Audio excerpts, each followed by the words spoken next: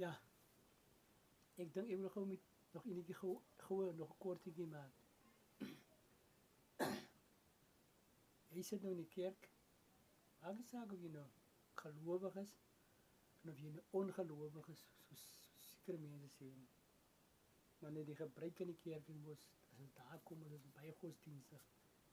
En nou zit jij mos nou daar, ons groet met die hand, dag zuster, dag broer, of ander kerken gelovig, groet net, goeiemorgen, goeiemorgen, goeiemorgen, klaar.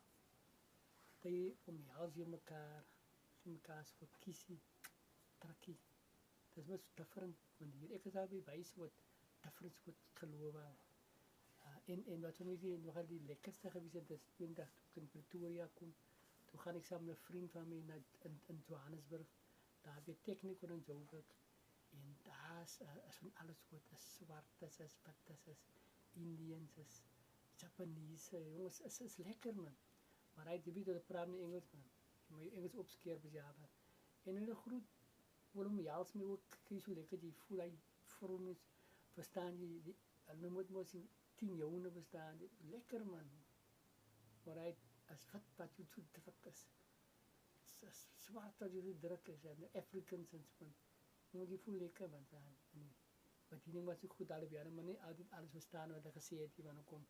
Met de hij zo Engels was. Maar in elk geval, nou kom jij hier bij ons praat ik van tussen ons meer. Ik praat dus specifiek, ook ik praat met allemaal. En nu kijk, doen jullie nou altijd soort functions meer. Die buitenkant, stap die voorbij die persoon, ziet niet gewoon af. Of, ik ga aan, ik kijk, is je phone bizar. Hij is niet op je phone bizar. Voorbij zien.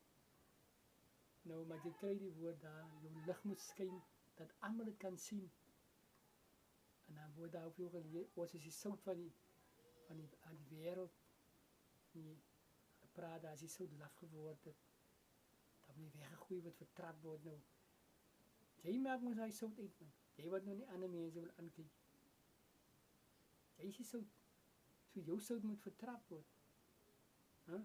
Of je licht stiet jou nou naar de maat immer weg. Als jouw broer al langs die pad krijgt, of een vreemdeling had je niet kennen, je had me iets zoals goeiemorgen, goeiemiddag klaar. Maar nee, jij is niet te kwaai, jij is te grand.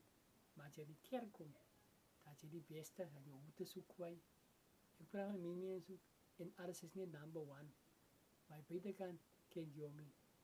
Lekker dag veel mensen.